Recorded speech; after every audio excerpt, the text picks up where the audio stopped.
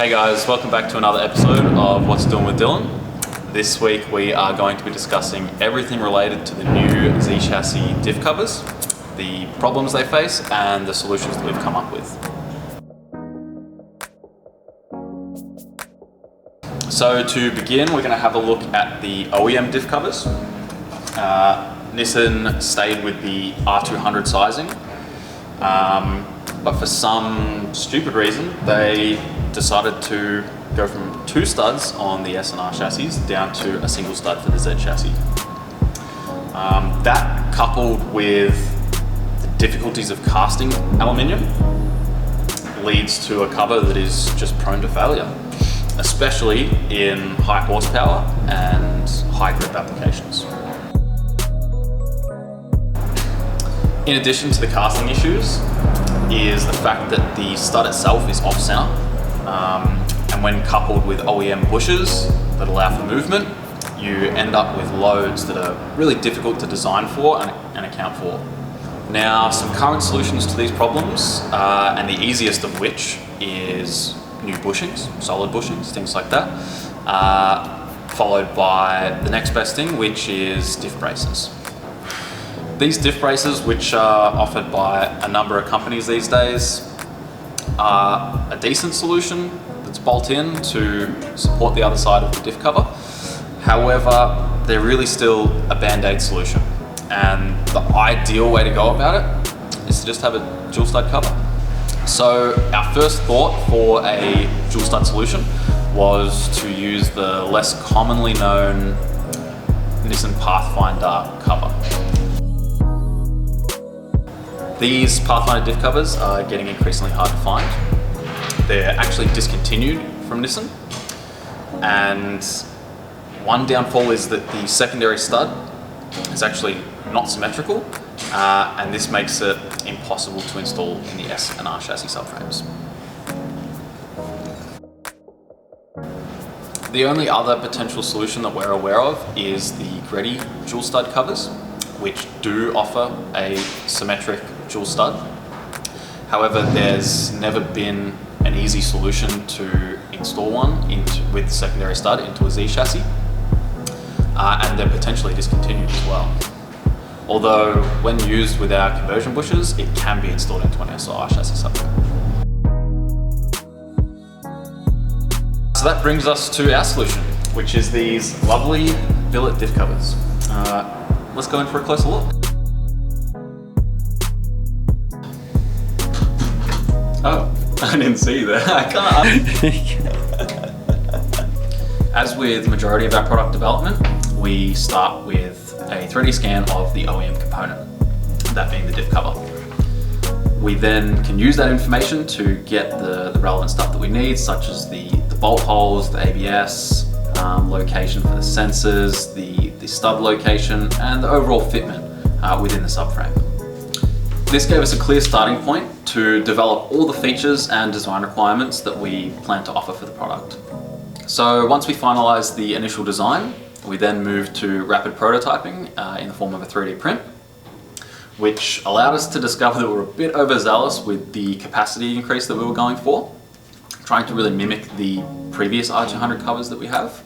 And by increasing the capacity as much as we did, we ran into clearance issues in both the 350 and 370 subframes, and the additional bracing that goes with that as well. This led us to the decision to reduce the size of the additional capacity, and then to make some of that back up, we had to go to a custom hardware, and also remove the ability to use diff braces. This then gave us the opportunity to perfect the preferred solution of a dual stud diff cover in Z chassis. So let's go have a look at some of the solutions we came up with. So first things first, due to the design of the dual stud diff covers, these are a direct bolt-in option for S and R chassis subframes using our Z33 conversion bushes.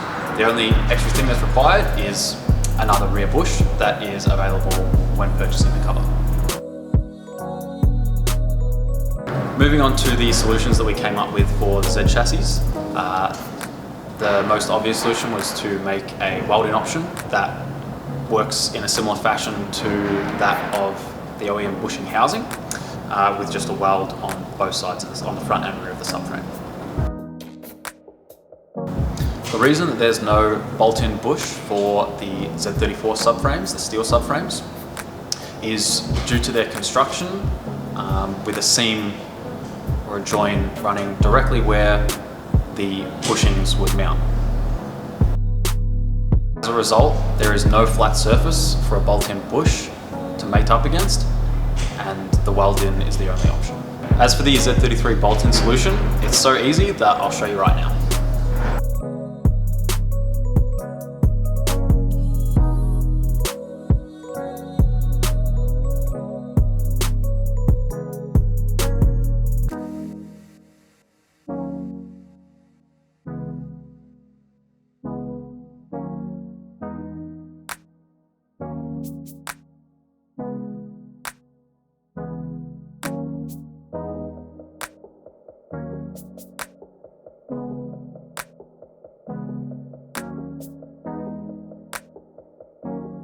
So once you've got the diff cover installed onto the diff, like so, the next step is to install the secondary bush.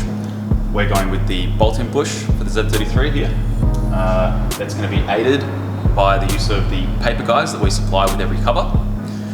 There is also a metal guide available for purchase separately that will aid in the installation when using the weld-in bush to hold it in place while welding. So let's get stuck into it.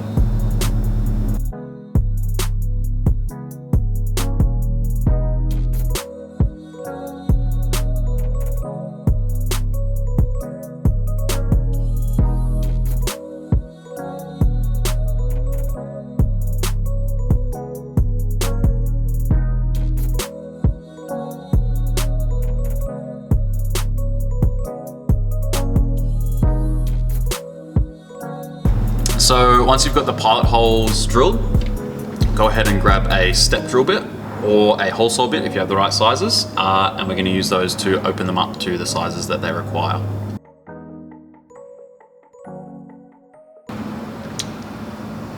Yeah.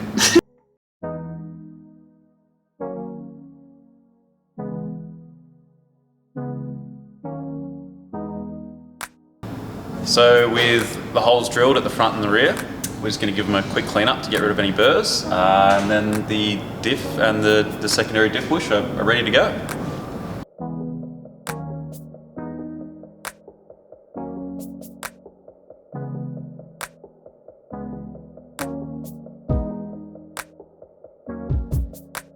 So first things first is you'll grab the spacer, put it into the hole.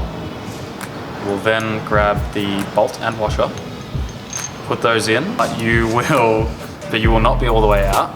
You're then going to grab the washer and come up in, and then come into the washer. Now you can start screwing and line it up with the diff and get it in. Done.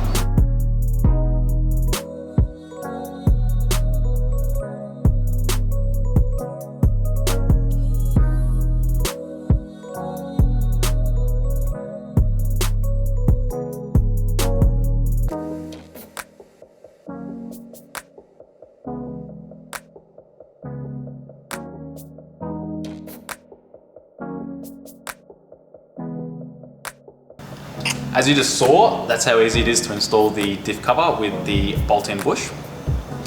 One last thing to touch on, while we strongly recommend that you use the dual start options, either the weld-in or the bolt-in, it is possible in low grip and low horsepower applications that you use it as a single stud cover.